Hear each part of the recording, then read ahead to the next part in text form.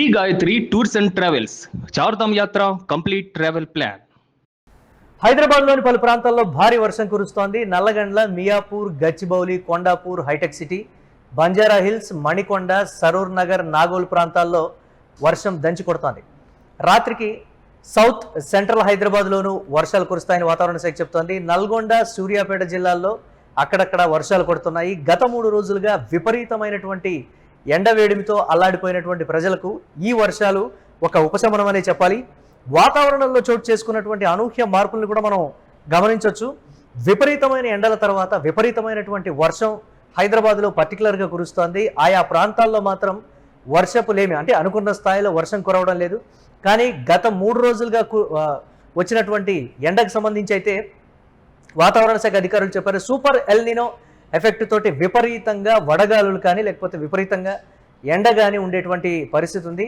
మధ్యలో ఇలా అనూహ్యంగా భారీ వర్షాలు లేదా ఒక మోస్తరు వర్షాలు అక్కడక్కడ కురిసేటువంటి అవకాశాలు అయితే ఉన్నాయి. పర్టికులర్గా అటు నల్గొండ, సూర్యాపేట జిల్లాల్లో పర్టికులర్గా వర్షాలు జిల్లా వ్యాప్తంగా కురుస్తాయనేటువంటి మాట చెప్తోంది. హైదరాబాద్లో మాత్రం Nallagandla, Miyapur, Gachibowli, Kondapur, Hitech City, Banjara Hills, Manikonda, Saroor Nagar, Nagole తదితర ప్రాంతాల్లో అయితే వర్షం భారీగా పడుతోంది. గతంలో మనం చూసాం కొండాపూర్ కావచ్చు లేకపోతే హైటెక్ సిటీ ప్రాంతాల్లో కురిసిన భారీ వర్షానికి కొన్ని ప్రాంతాలు అక్కడ నీట మునిగిపోవడంతో ముఖ్యమంత్రి రేవంత్ రెడ్డి చర్యలు తీసుకోవాల్సిందిగా అధికారులను అయితే ఆదేశించారు. మరి ఇప్పుడు కూడా ఒక మోస్తరు వర్షం గట్టిగానే కురిసిందని సమాచారం. ఈ నేపథ్యంలో ట్రాఫిక్ జామ్ అయితే ఒకంత భారీగా హైదరాబాద్లో అక్కడక్కడ ఏర్పడింది.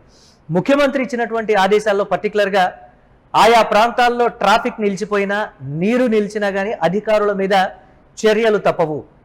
ఇది ముఖ్యమంత్రి రేవంత్ రెడ్డి ఇచ్చినటువంటి కీలక ఆదేశం. హైదరాబాద్ని బ్రాండ్ న్యూగా మనం ఎస్టాబ్లిష్ చేయాలి అని అంటే వర్షం కానీ వర్షపు నీరు నిల్వ ఉండటం లేకపోతే భారీగా ట్రాఫిక్ ఉండటానికి సంబంధించి ప్రత్యామ్నాయాలు మీరు చూడాలి. భారీగా వర్షం కురిసినప్పుడు నీళ్లు ఏ ప్రాంతాల్లో ఫ్లైఓవర్ల మీద కూడా గతంలో మనం చూసాం, ఆ కొండాపూర్ ఫ్లైఓవర్ మీద కూడా విపరీతంగా నీళ్లు నిలిచిపోయినటువంటి పరిస్థితి ఉంది. అలాంటి పరిస్థితులు హైదరాబాద్లో ఉండకూడదు. ఈ వర్షాకాలంలో మాత్రం ఎట్టి పరిస్థితుల్లో నీరు ఆగకూడదు, ట్రాఫిక్ జామ్ ఎక్కడా అవ్వకుండా చర్యలు తీసుకోవాలని ముఖ్యమంత్రి కీలక ఆదేశాలు ఇచ్చారు. ఆయా జిల్లాల్లో కూడా వర్షాలు పడతాయని వాతావరణ శాఖ అధికారులు చెప్తున్నారు.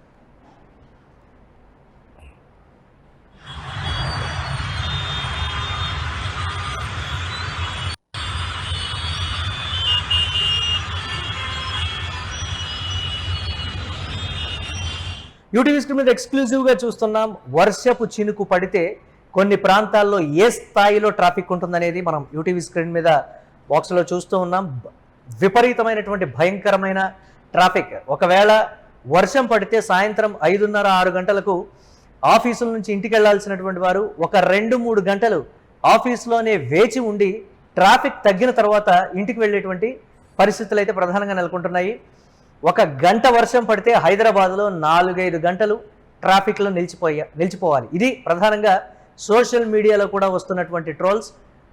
ఏ స్థాయిలో గతంలో కురిసినటువంటి వర్షానికి వాహనాలు అలాగే కాలనీలు కూడా నీట మునిగిపోయినటువంటి సిచ్యువేషన్ మనం చూస్తున్నాం. కార్లు కూడా నీళ్లలో తేలియాడుతూ ఉన్నటువంటి పరిస్థితి. పూర్తిగా ఆ రోడ్డుని, ఆ ప్రాంతాన్ని కూడా బ్లాక్ చేయాల్సినటువంటి పరిస్థితి. కనీసం సహాయక చర్యలు చేపట్టడానికి కూడా అక్కడ పాసిబిలిటీస్ అయితే లేవు. అధికారులు నీళ్లలో తేలుతున్నటువంటి ఒక కారుని ఓ కొలిక్కైతే ఓ పక్కకి తీసుకొని వస్తున్నారు.